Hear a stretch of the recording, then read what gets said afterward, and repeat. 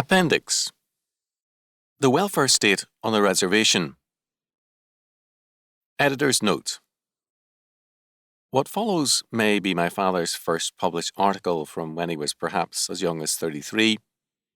From textual references, it was written sometime between early 1950 and late 1952, when he still served on the reservation. The publication in which it appeared is not known. The manuscript is a carbon copy at the head of which was typed in parentheses, R.J. Rushdoony, Western Shoshone Mission, Oihee, Nevada. He related to me the circumstances of its publication. He was advised that he ought not to give the impression that his views on Indian policy represented the position of the Presbyterian Church's Mission Board, so he published under the pseudonym Monty Ray. This name must have been added later by the editors, as it does not appear on the existent copy. His third-person quotation of missionary R.J. Rushdoony, then, represents the young minister's tongue-in-cheek signature of the article. Mark R. Rushdoony. If any Indians heard Dean Russell's speech at Billings, Montana last January, they were probably disturbed by the comparison he drew between Indian and Negro history. Freedom for Negro slaves, he said, was sincerely believed by many slaveholders to be a heartless step. They argued that the, quote, dumb, ignorant slaves would starve to death unless their welfare was guaranteed by their masters, end quote. But the slaves were set free, Russell pointed out, homeless, jobless, without education, old, crippled and sick, children and adults without any exception or any guarantee of help. Yet in less than half a century, quote, they are about as self-supporting and responsible as other American citizens, end quote, and have demonstrated their ability to deal with the problems that remain. The once proud American Indians, who repeatedly demonstrated their ability to compete economically with white rivals, and who militarily made the U.S. Army look ridiculous time and again for a century, is today, quote, less self-supporting and more dependent on government aid, end quote, requiring 12,000 federal employees to care for them, remaining as wards of a government and people that have no innate superiority to them. To an Indian, no other comparison could have been more painful.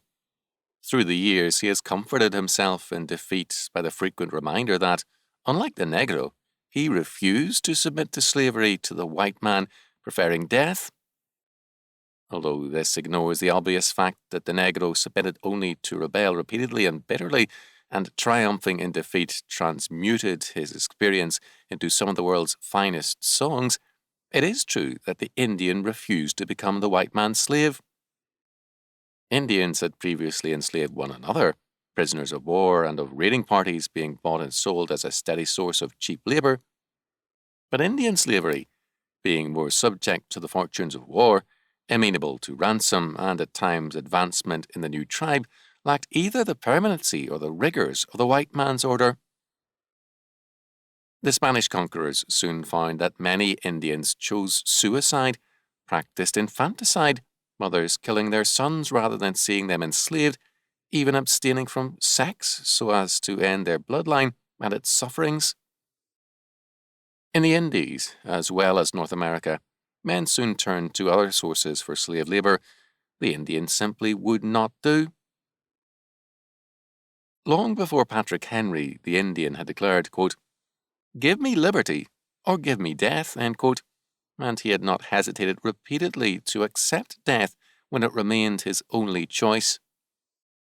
Yet today, after more than a century of reservation life, the Indian service justifies its existence by asserting that the Indian is unfit for the rigors of a free, competitive life, and more money is needed to care for him, and in fact, to prevent his actual starvation in some cases. If this annual assertion of the Indian service is true, then the real century of dishonor is not the 100 years of conquest, massacre, and robbery, for the Indians survived that with a bloody dignity and honor, but the century of welfare economy on the reservation, which has turned a proud, independent people into incompetents who must be wards of the government.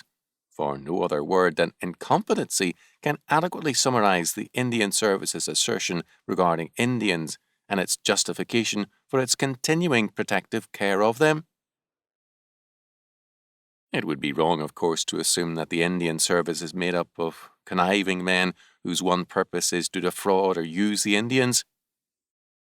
In the early days, there were serious cases of theft and abuse, but for many years the Indian Service has been no different in its makeup than any other branch of government service. It has its rascals, its professional career men whose only thought is their own advancement rather than the Indians, and its share of sincere and hard-working men. Its fundamental fault is its belief that the hope of the Indian is not the Indian himself, but what the governments can do for him and with him. Its tragedy is that so many Indians have come to believe it too. This policy reflects an obvious belief that the Indian was and is inferior to the white man and needs to be protected, either temporarily or permanently, from competition with him. This has, moreover, been the underlying assumption of many self-appointed friends of the Indians. The Indians need government help because they cannot care for themselves except on a primitive level, which is now impossible. In 1887, J.B. Harrison, as a representative of the Indian Rights Association, wrote in a publication of that body, quote, "No Indian that I have seen has any idea of civilization or of the responsibilities and perils which it involves. The Indian, as a race, are, of course, far inferior to white men in intellectual capability. I see no reason to expect that our Indians will ever contribute anything vital or distinctive to our national character or life. That is not necessary or important.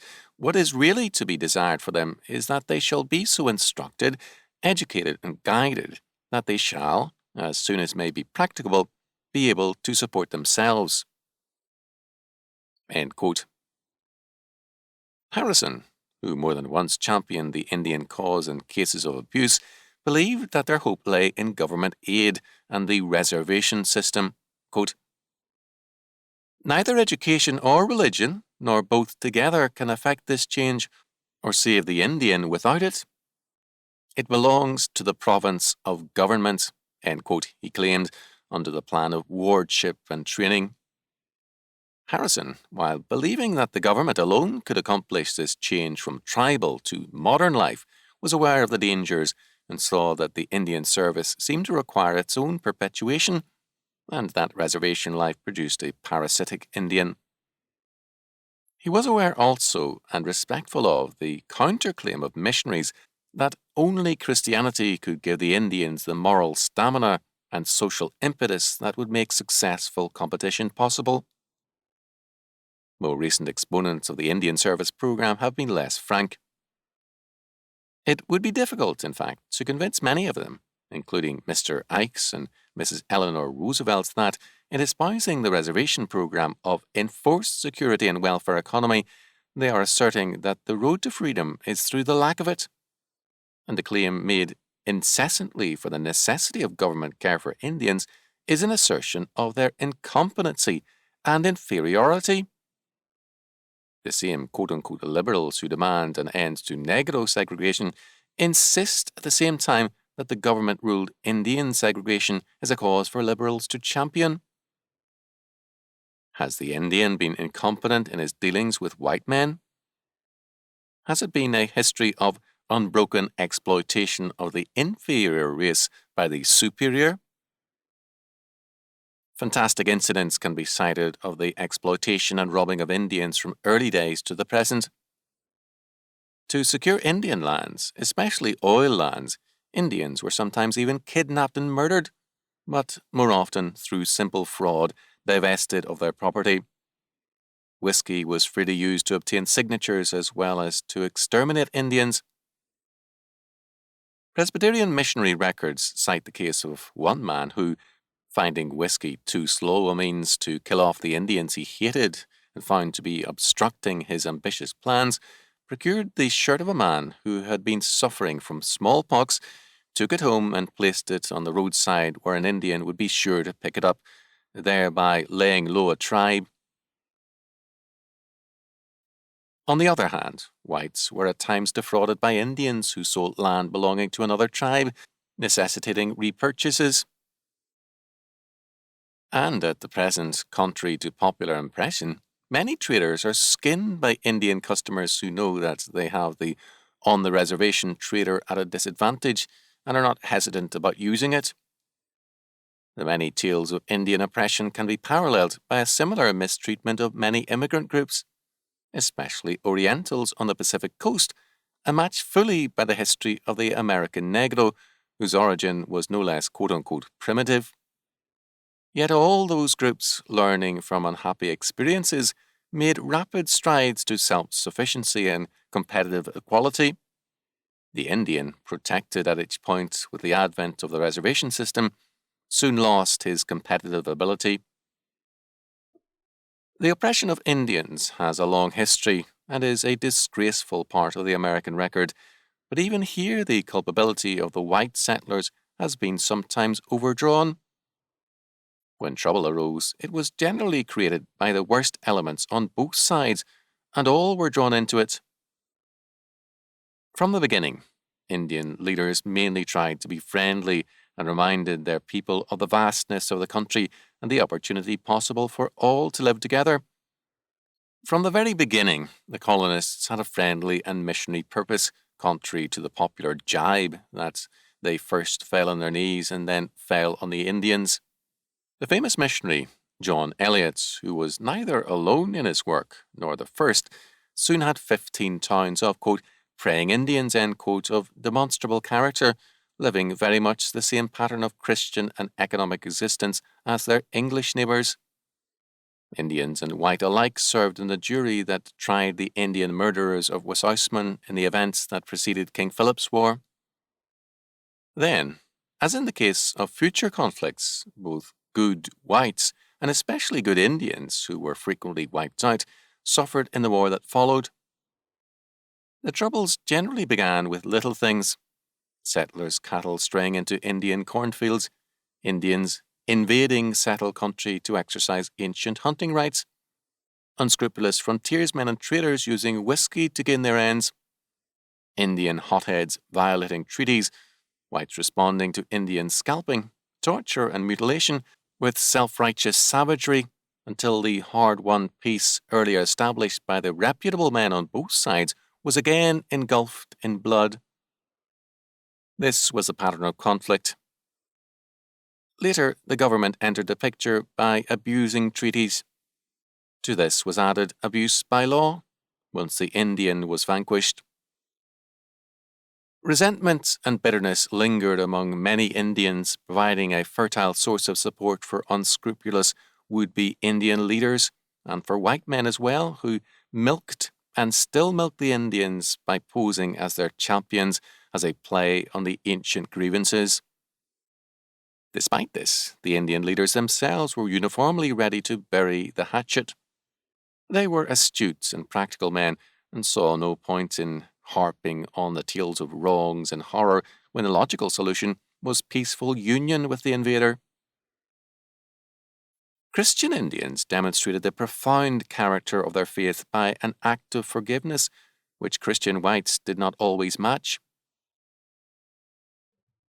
The beautiful words cut into the foundation stone of the Bacone College Chapel, words which understate the horror of the Delaware story, are a monument to this faith. We have been broken up and moved 6 times. We have been despoiled of our property. We thought when we moved across the Missouri River and had paid for our homes in Kansas we were safe, but in a few years the white man wanted our country. We had good farms, built comfortable homes and big barns. We had schools for our children and churches where we listened to the same gospel the white man listens to. The white man came into our country from Missouri and drove our cattle and horses away, and if our people followed them, they were killed. We try to forget these things, but we would not forget that the white man brought us the blessed gospel of Christ, the Christian's hope. This more than pays for all we have suffered. Charles Journeyake, Chief of the Delawares, April 1886. Journeyake's words point up a fact consistently ignored in our time. The manifest competitive ability of the pre-reservation Indian. In some instances, foreign observers deemed the Indians greatly superior to their white neighbour. The California Indian is as good an illustration of this competitive ability as any because, while reputed to be the lowest tribes of all, he maintained himself competitively under especially difficult circumstances. As S.F. Cook has shown in his study of the conflict between the California Indian and white civilization, the Indian manifested his ability both in resistance and in adaptation. The Indian leader Estanislao proved to be more than a match for the Spanish forces, while the Rancheria Indians quickly became a part of the new order without losing their identity. The Anglo-American invasion of California after the discovery of gold followed a pattern of elimination of Indians, either through extermination or, later, isolation on reservations. The Indian now had to compete against overwhelming numerical odds. In the early years of mining, he competed successfully with the Anglo-American miner, only to be driven from the field, as were the Chinese also. Indian children were enslaved for labour, women for sexual purposes, and men killed as trespassing animals. The Indian culture and society were destroyed, and the Indians' only hope of existence became competitive free labour, where they readily established themselves as agricultural workers, as stock tenders on ranches, longshoremen, dockhands, trappers, and in every field of unskilled labour, very much after the manner of most immigrant groups, showing the same capacity for advancement. Before the 1850s were over, the brutal conditions of the early mining years gave way, and other groups, such as the Chinese, became the underdogs of California. The mistreated Okies of the Depression years were only another of a long line of aliens to California who were exploited and abused by residents of that state. The creation of reservations channeled the development of Indian life into a direction different from that of the later groups and fostered dependency on the government rather than a continuing competition with Anglo-American California. As Cook has stated, quote, "If the Aboriginal population found by experience making the whites give food was more conducive to ultimate survival than taking it from them by theft or physical force, then that population had worked out the best possible adaptation to the existing environment." Viewed in this light, the slothful, sinful behavior of the California Indian becomes another of the not too numerous evidences that the Indian was able to compete adaptively with the white race. End quote. Early resistance by the Indians trying to re-establish their own society soon gave way to an acceptance of the easier life. The reservation, then, was the order to which the Indian quickly adapted himself. The Negro, compelled to work out his own salvation, adapted himself to the rigours of competitive life by establishing himself first as a good unskilled labourer and then increasingly as a skilled or professional man able to meet any challenge and defend his own rights. The Indian, compelled in the beginning to enter the reservation, meanwhile has increasingly lost his competitive ability in his isolation. More than that, he cannot compare with his fellow Indian beyond a very limited extent.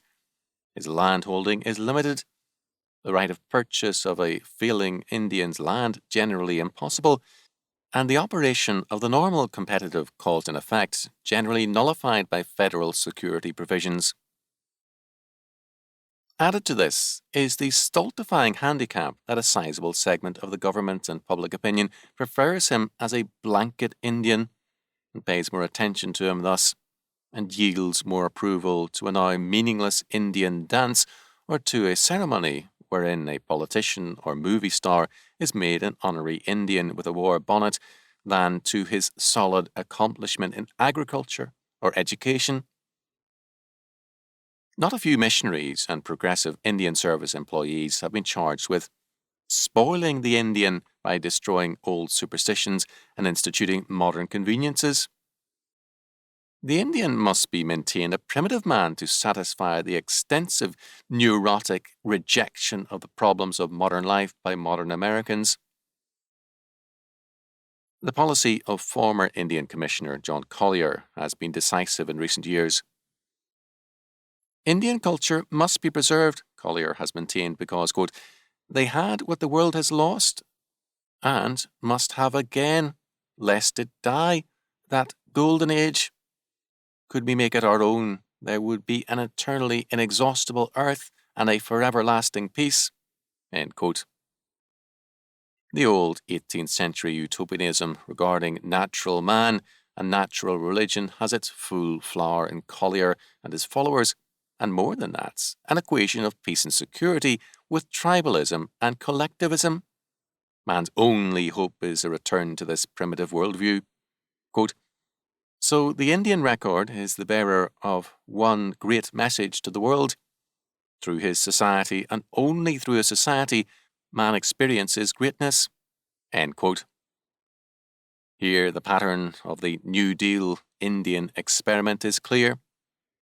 The older reservation policy aimed at assimilation into competitive American life, although acting on the fallacy that the road to competitive equality lay through protection and the elimination of competition. With Collier, a recreation of Indian society was attempted. Indian society had been collective and communal in some instances, but many tribes not only had private ownership, but an even more highly developed sense of property than contemporary man.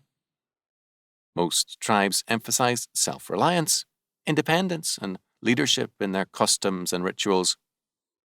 Collier, however, tried to force the communalism of certain Southwest tribes on all Indians of the United States.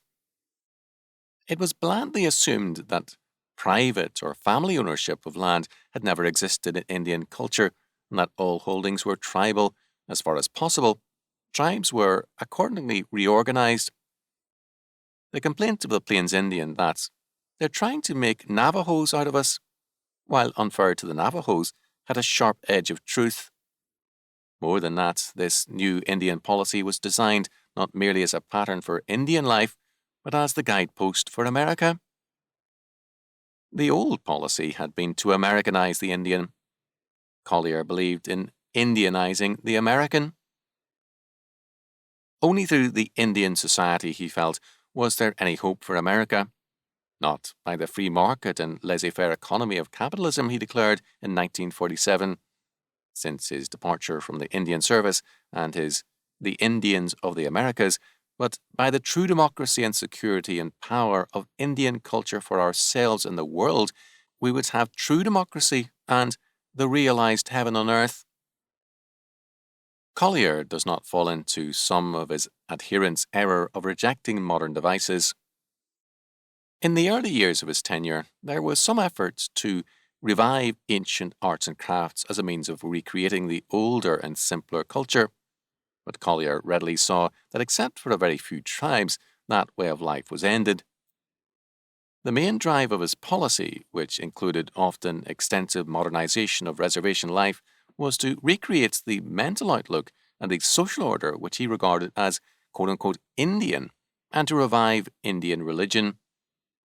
A modernized primitivism, fully in line with modern research, but with a social communalism, and for religion, a sophisticated animism, seems to be his American dream.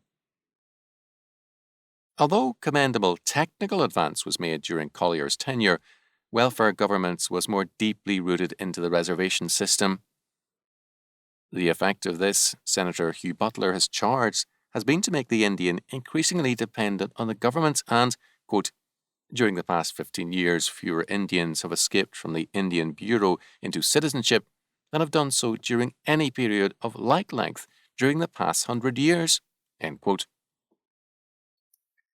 The fault, however, cannot be charged entirely to the Indian Service, since Congress has consistently approved of its appropriations and, therewith, its policies.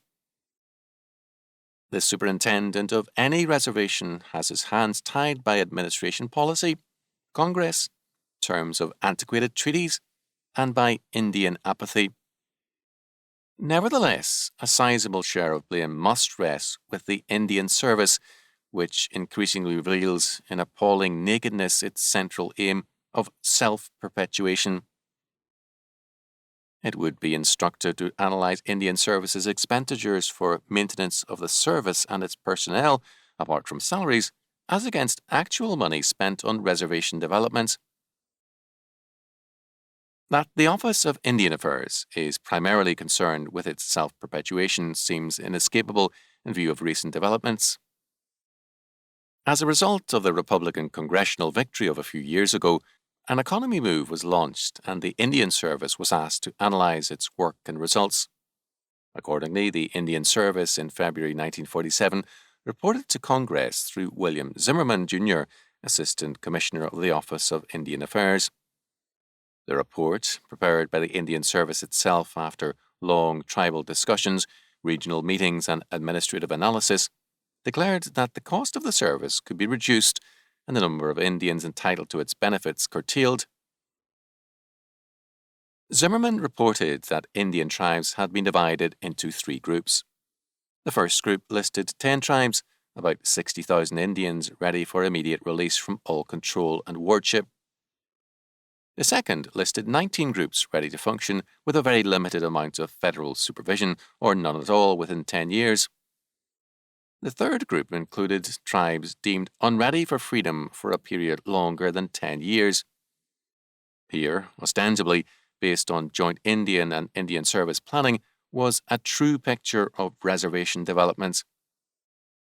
But this congressional economy move perished with the returns of the 1948 presidential election, and the Indian Service then began reciting another story, heavily emphasizing poor and needy Indians, starving Navajo babies, and untouched Indians who desperately needed the helping hand of the Indian Service. In October 1949, Senator Hugh Butler called attention to the fact that the Indian Service was now asking for millions of dollars for the quote-unquote rehabilitation of some of the very tribes which 2 years ago were supposedly ready for freedom. More than that, as Senator George Malone observed, some of its planning included the revival of a long-defunct reservation and provisions designed to perpetuate the Indian Service's existence to the end of the century. Government plans for the release of Indians have, moreover, a habit of requiring more funds and more services than already exist, and like Russia's 5-year plans, seem to lead only into further planning instead of freedom. The important question then remains, are the Indians ready for freedom? The answer, in most cases, unfortunately, is an obvious no.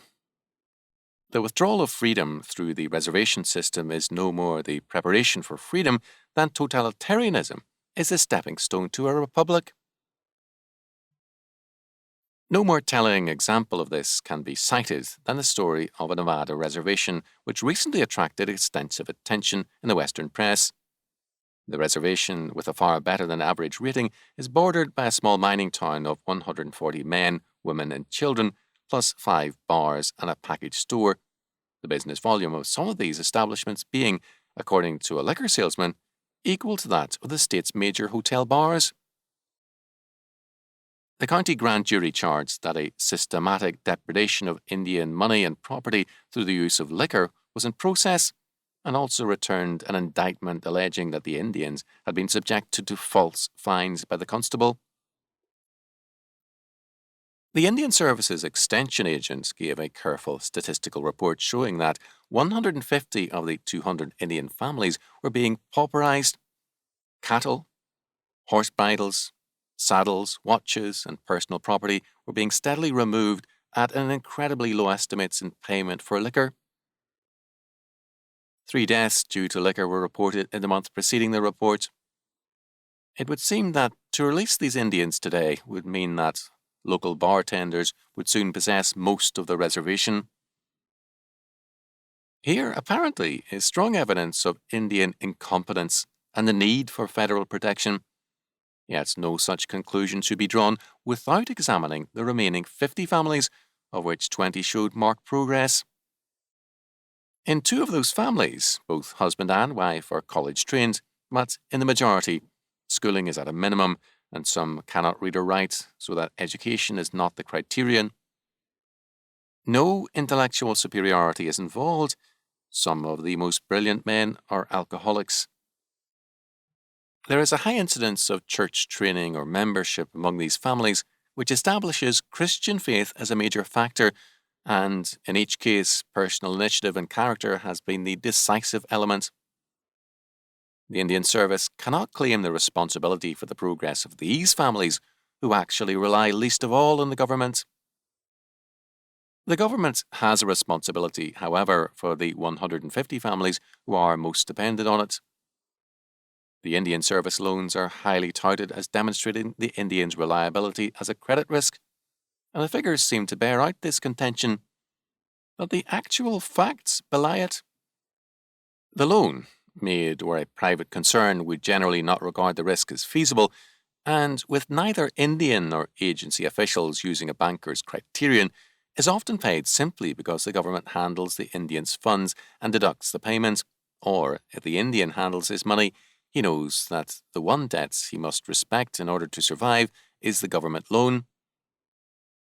One Indian, for example, who lost most of his stock to bootleggers during a recent winter, secured a loan in the spring, had the extension agent purchase cattle with it, turned the new stock onto the reservation range, where, without any work on his part during the summer other than the usual haying, they fattened up sufficiently during the summer to return him a tidy profit in the fall.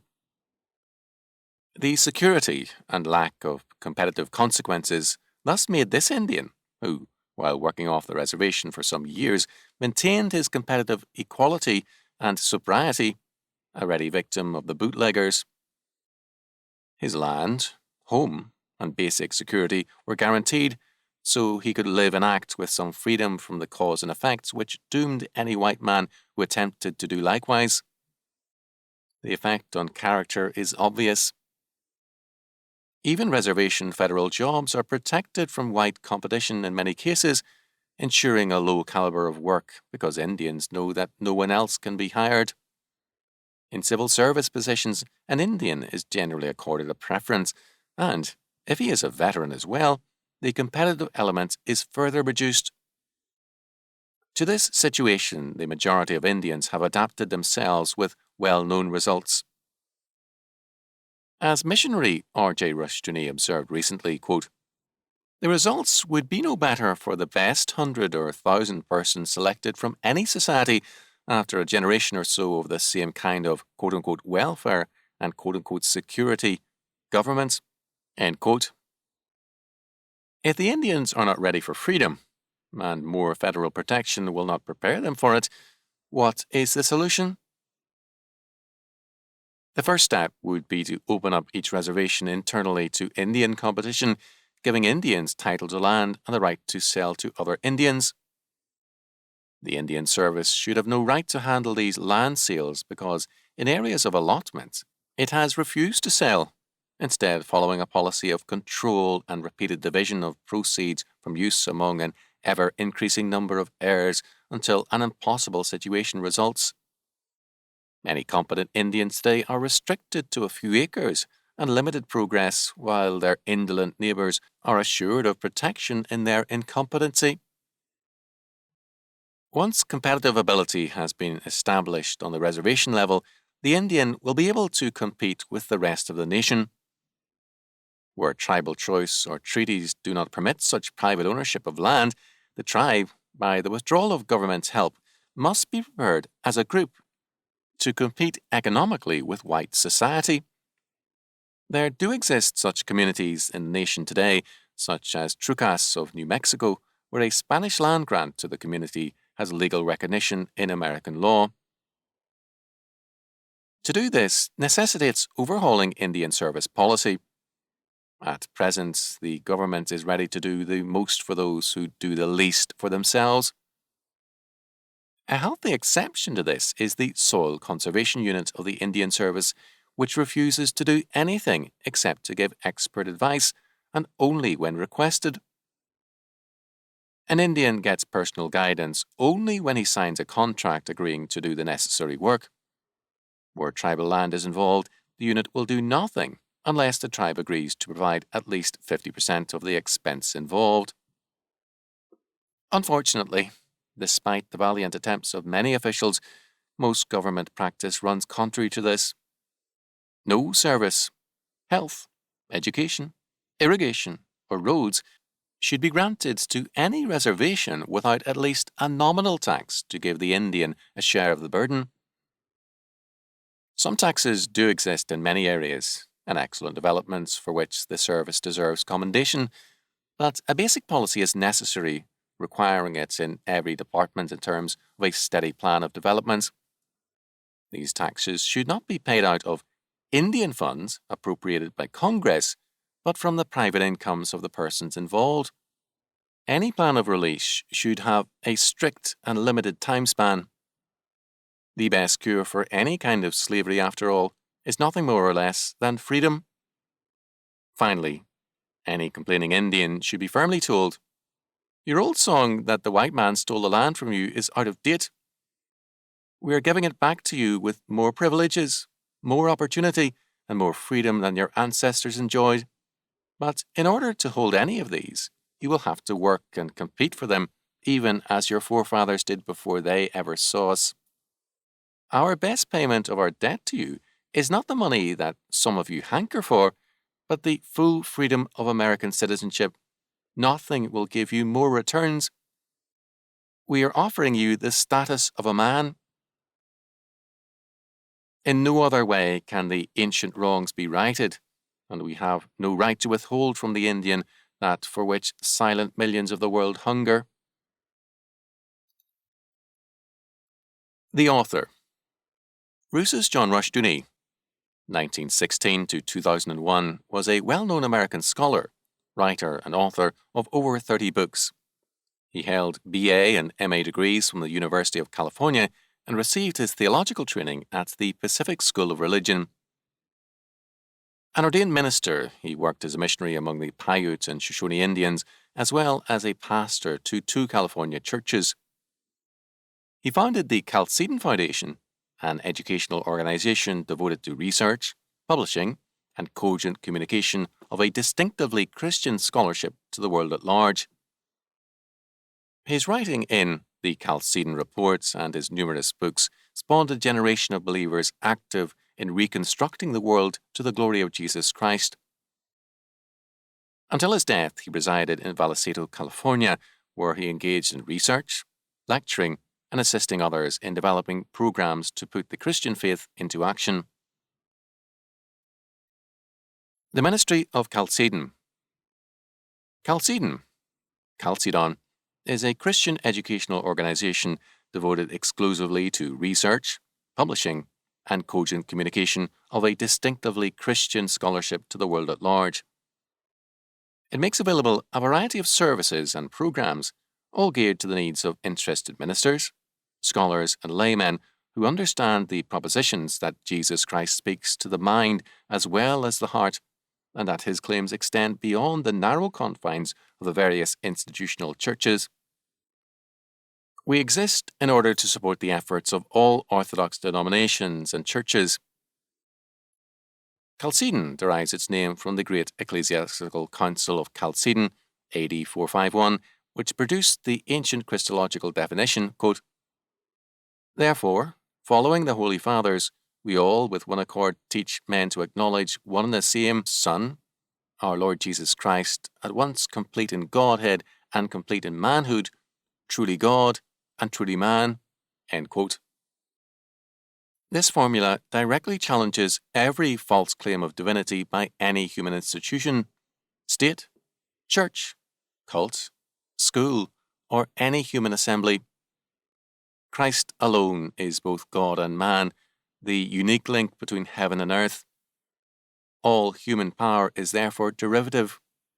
Christ alone can announce that all power is given unto me in heaven and in earth, Matthew 28:18.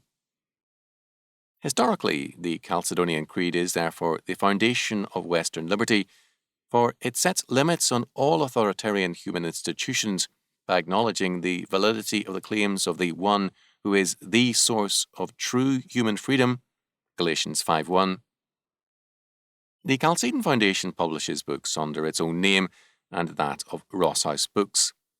It produces a magazine, Faith for All of Life, and a newsletter, the Chalcedon Reports, both bi-monthly. All gifts to Chalcedon are tax-deductible. For complimentary trial subscriptions or information on other book titles, please contact Chalcedon, Box 158, Vallecito, California, 95251, USA. www.chalcedon.edu.